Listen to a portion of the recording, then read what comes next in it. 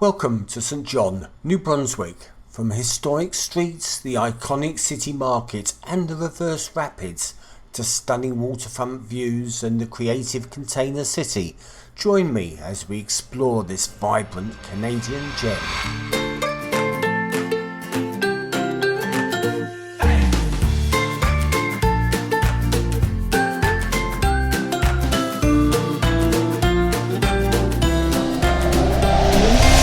Well, hello folks. Hi. And it's been a sea day today. Yes. And we are going really slowly, making our way to St John's. In fact, it's like we're not moving at all. And tonight is our first formal night. Yeah. And we've actually got a reservation in the Crown Grill. And we've never been in one of the speciality restaurants. Haven't you? I thought we'd been in the Crown Grill before when we were on the Emerald. We have, but we have never been in a speciality restaurant on a formal night, because we normally do it in the main dining rooms. I should listen to what you're saying, shouldn't I? Yes. But so tonight we're going to see what that's like. Now, we've got this included as part of our Premier package. Now, we are on the old Premier package, which gave us 2 speciality restaurants, as well as, I think it was up to $15 or 20, was it $15 or $20 worth of alcoholic drinks? Yes. Each drink couldn't 15 drinks. 15 drinks, but each drink could be no more than $15 or $20. Yeah. I know that the Premier package has subsequently changed and is somewhat different, but that was the basis on which we took this. So we'll be making our way down. We're going to meet up at our friends in the Crown Grill bar. We won't. I'm not drinking any alcohol tonight. And why is that, Joanne? Because I had far too much last night. Yes, it's probably saying that there hasn't been much footage of today because I was all right this morning, but I went to bed this afternoon. Well, when you went to bed, I actually did, but we both woke up extremely late. Because they put the clocks forward as well, hadn't they, an hour, so... Yeah. Well, that was partly the excuse, but that only counted for us being an hour late, not the 3 hours later than our normal time that we were. So we had a very light... we did have a good night, though, didn't we? We did have a good night. Had a very good night. Great dancing. Fun. Disco, silent disco, and then a not-so-silent Steve disco. fell asleep. Gosh, do you have to tell everybody? Yes, and he fell asleep in the show. Oh, but I was tired. You'd had too much alcohol. But I slept in quite a way last night. I don't normally sleep in. I'm usually up really early. Yeah, but that's what alcohol does. Well, it might be the alcohol, or it might have been the, everything else that's been going on. I sort of traipsed around Portland during the day. And, so I was tired. But anyway, tonight we're going to make our way to the Crown Grill, and let's see what a formal night at the Crown Grill looks like. Joanne went for the Colossus crab cake, which we both enjoy.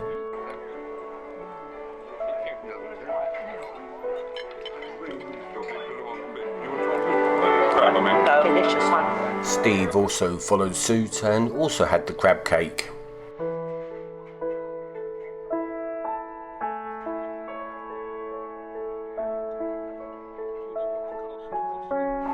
Really tasty. Very nice, actually. Love that. Caesar salad with lovely big croutons.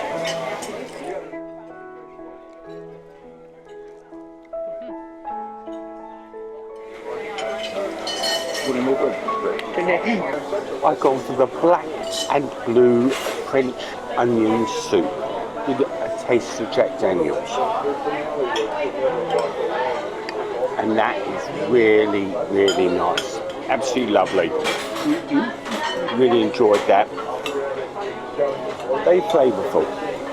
For her entree, Joanne selected sea bass with prawn. Very nice. Let me Everything's lovely. There's one dish that Steve always likes, and that's lobster, and that's what he went for.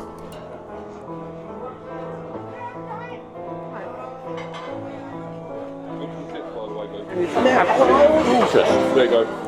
Very nice. And to round off the dessert, Steve went for an apple and rhubarb cobbler, and Joanne didn't have anything. Well, after a lot of fighting with it, I still haven't got it yet.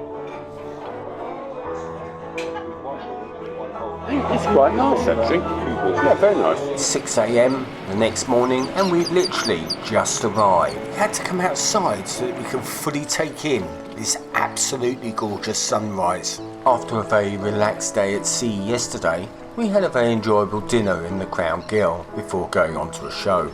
Despite Joanne's declarations of never drinking again, we also spent time in the Crown Grill bar, where we built up some rapport with the guys both behind the bar and those serving the tables, which only adds to the ambience. St John lies on the Bay of Fundy, which boasts the highest tides in the world. Good morning, and we have arrived in St John's in Canada.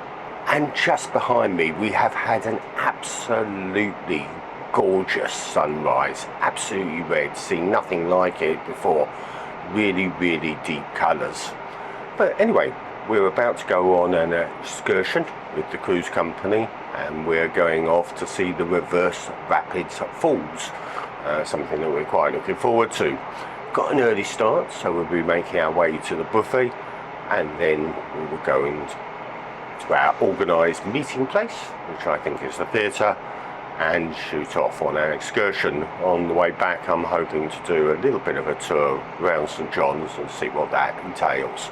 Anyway, let's go. Breakfast, we went to the marketplace buffet and had a quick but very nice American style breakfast.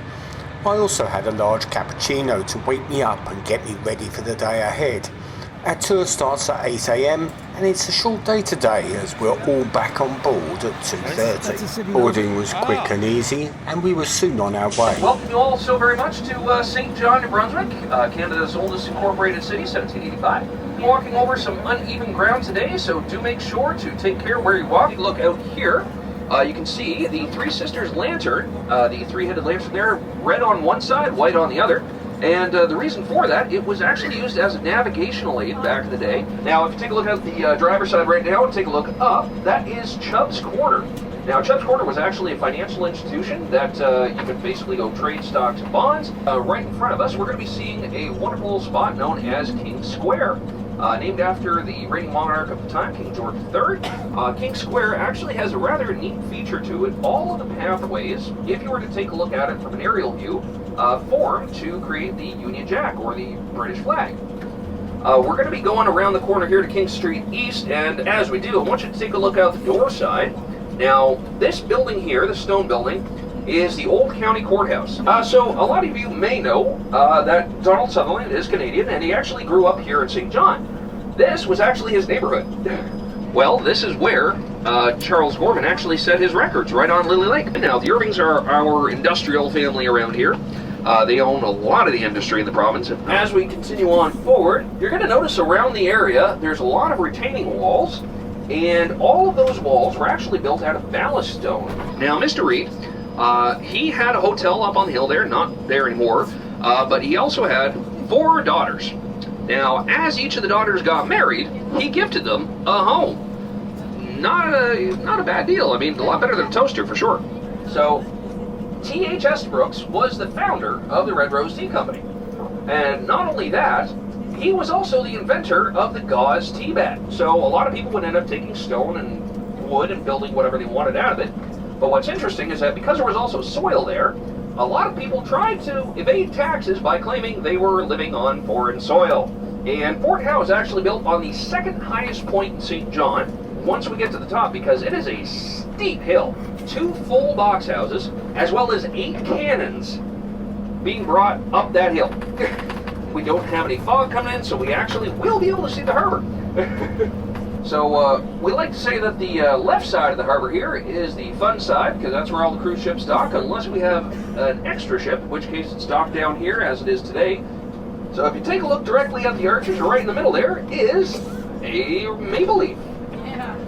Every single McDonald's in Canada has that maple leaf right in the arches there to show that it is a Canadian McDonald's. Now, Douglas Avenue is a fairly interesting spot because it's actually between the two major bodies of water of St. John. So on the door side, we have the St. John River, and on the driver's side, we have the St. John Harbour and the Bay of Fundy.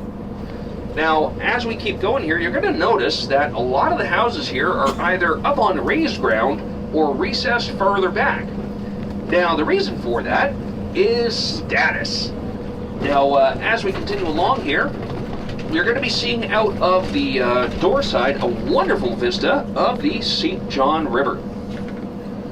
So as we just clear here, there we go.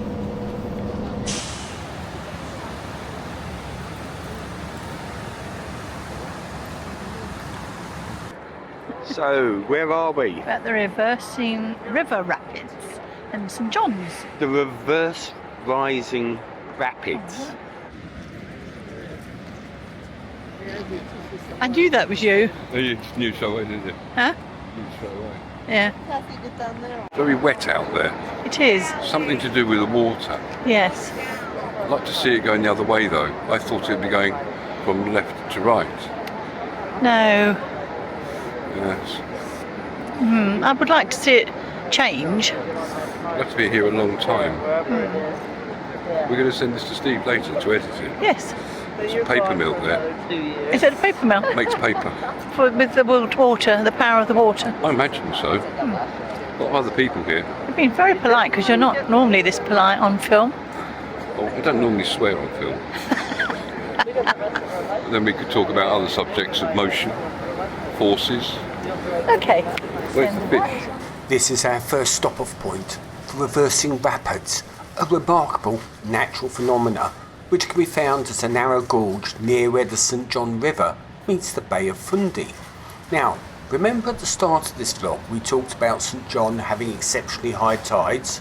Well, those tides have the effect of pushing seawater back into the river against its normal outward current.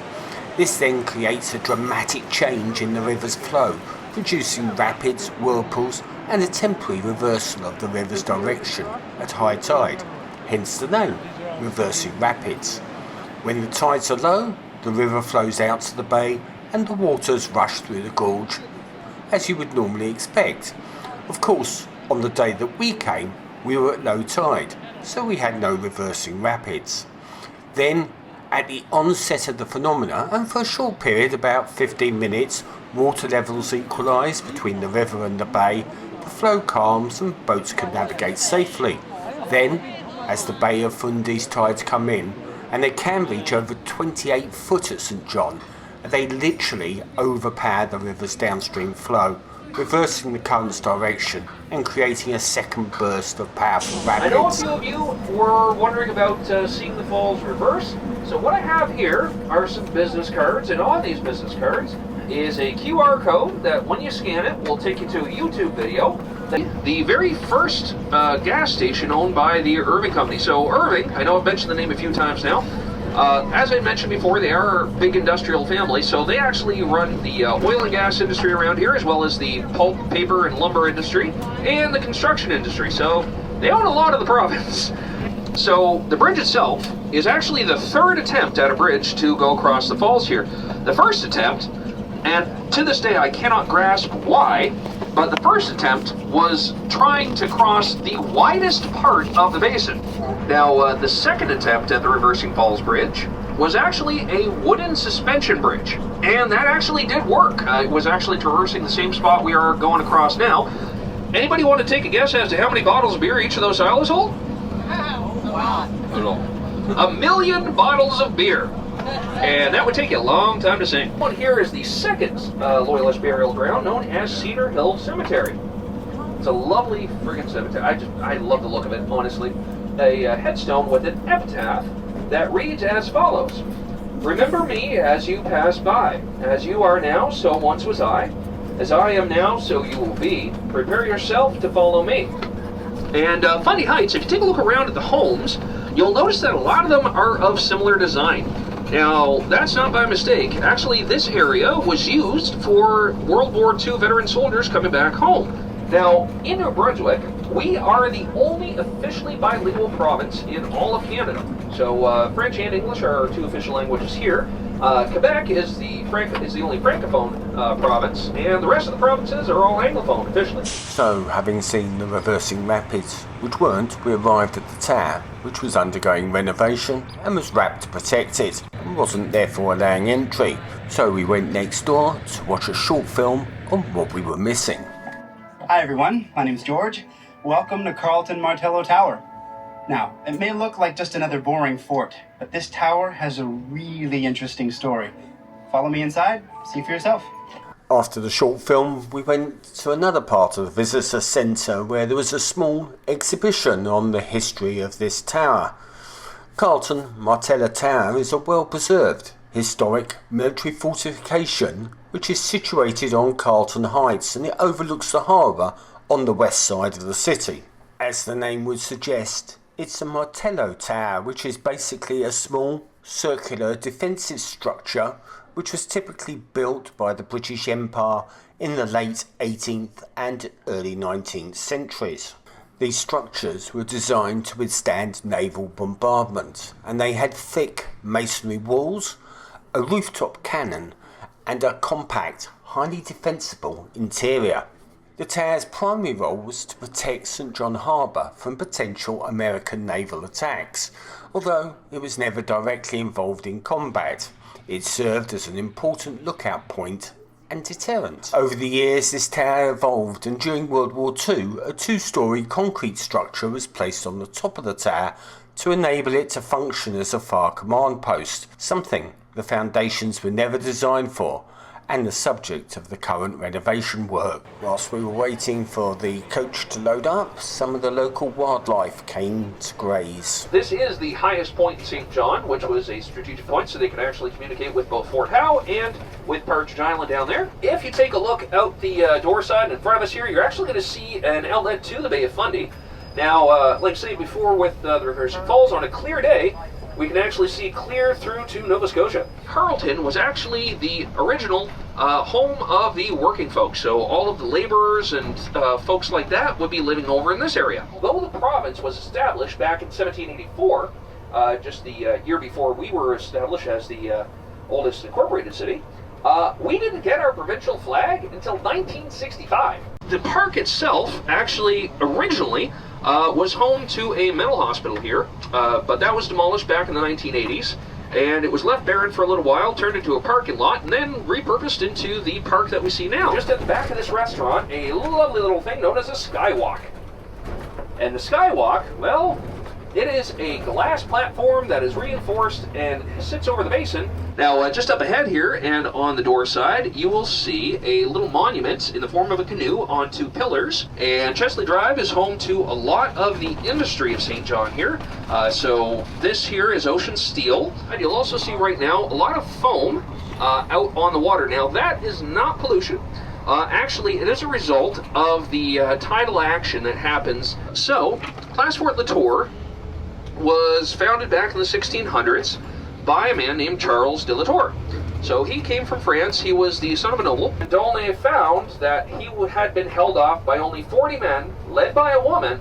He was incensed, and so forced Francoise to watch as he hung every last one of her men. Now, about 3 weeks later, Francoise died of a broken heart, or so they say.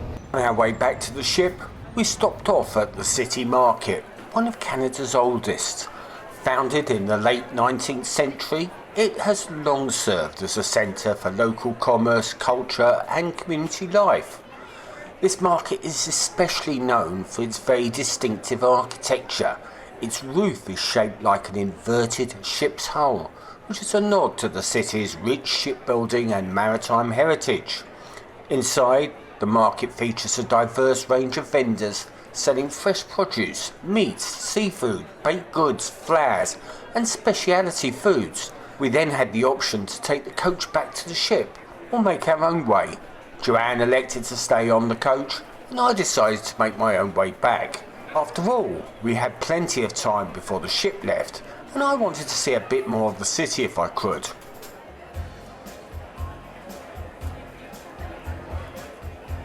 Opposite the market was the King Street Park that we passed earlier on in our excursion. This was the one where the aerial view looked like the Union Jack. So I decided to start my walkabout there. Now this is a small green urban space just off of King Street, and it provides a quiet place to sit and relax amid the shops, restaurants and historic buildings. Here you will find monuments, benches, trees and seasonal greenery.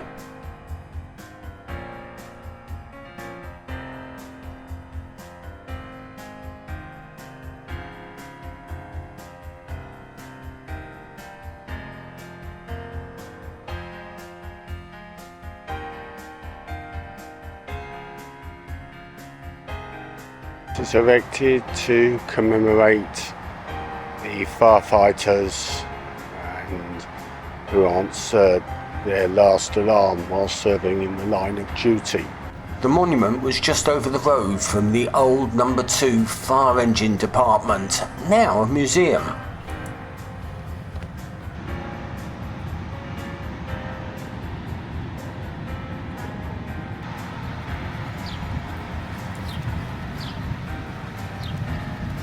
So this is a really nice small park, King Street Square Park, just opposite the city market. Really nice, very enjoyable. Love the Victorian architecture that I found on King Street. It was both a bit familiar but also a bit different. Brick and stone are the main building materials here, and that's after the city's Great Fire of 1877. And this is becoming a familiar story as we explore these cities.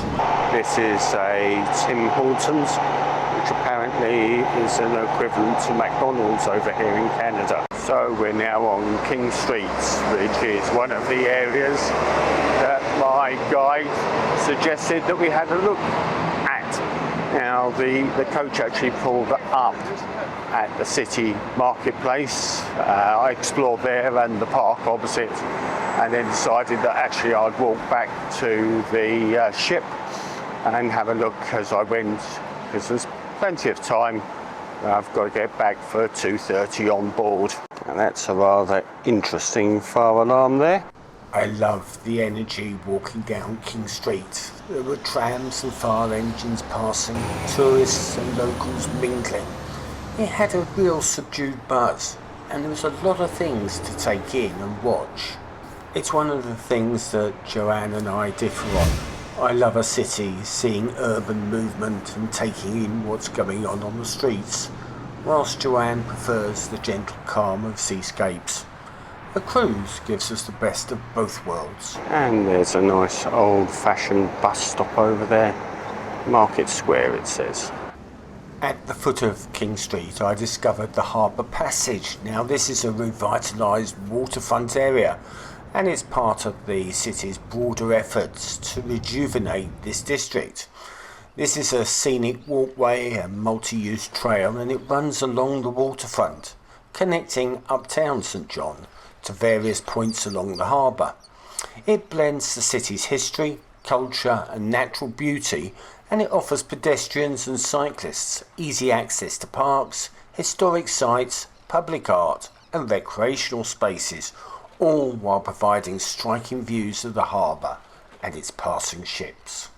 So I think this is Fundy Quay, which is, or used to be, an area of shipbuilding, and it's now been converted into a bit more of an urban relaxation area with nice views over the actual bay or the ship area anyway, and walks that you can do, and some recreation activities, particularly some recreation activities for kids.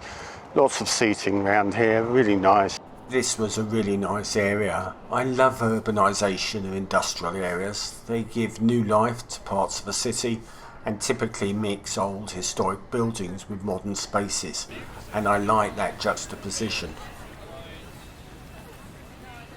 On the road that led back to the cruise terminal, There was the ubiquitous small street market selling collections of bags, jewellery, pottery and other novelty items, very much catering to the needs of the returning cruiser.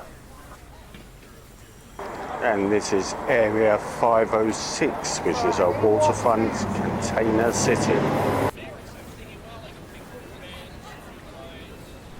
This is another part of the city's rejuvenation and is probably named after the province's single area code, 506. It's an innovative waterfront development and it's right in front of the cruise terminal. It repurposes these shipping containers into offices, shops, cafes and creative spaces, and it combines with some very bright graphics, making it a very interesting spot. It's also very convenient for cruisers to either pick up a memento on their way back or take a very short walk to buy something off ship.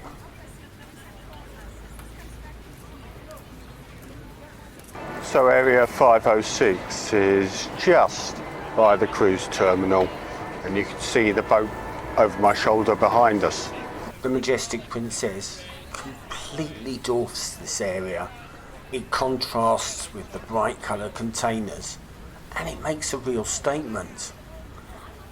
Anyway, this is the last bit of St John that I'm planning on doing, and next up it's back to the room, catch up with Joanne, and then we'll make our way up to the buffet for a late night lunch. Well, we're just leaving St John's. Nice little city actually. Not a lot of any big attractions there. But the tour that we did gave us a nice insight into the city. And I left at the marketplace and walked back, and that gave me a further insight. Since then, been doing a bit of editing, actually tidying up the various files and making sure they're all stored away, ready to edit, and then subsequently done some reading as well, a bit of catching up on bits and pieces as you do. We're just leaving port, and the pilot boat I can see down behind me. They're just taking the pilot off and wending their way back to port. This evening, not quite sure what he's got planned. We shall see. Probably go down, meet up in the grill bar, and then see what the rest of the evening holds. Overnight, the ship will continue up the Canadian coast to Halifax, the capital of Nova Scotia, and gateway to some stunning scenery. Now, we have an excursion booked to go to the famous Peggy's Cove with its rugged granite shoreline and famous lighthouse, so please join us for that on our next vlog.